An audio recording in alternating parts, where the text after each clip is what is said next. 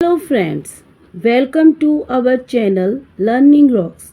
Today we are going to learn and write moral story The Shepherd Boy and the Wolf.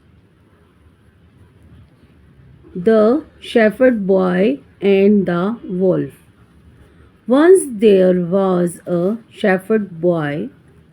He grazed his sheep outside the village. There was a forest nearby. One day the shepherd boy was grazing his sheep. He thought of making fun of the villagers. He started shouting, "Wolf, wolf, come and save me." The villagers came running. There was no wolf. The boy laughed at them.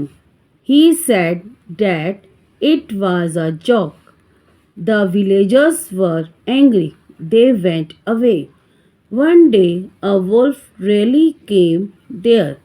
The shepherd boy cried for help, but the villagers thought that he was joking.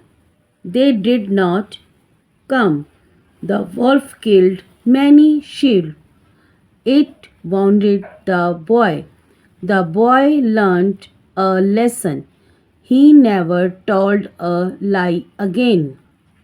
Moral: never tell a lie. Thank you. Please like, share, and subscribe my channel.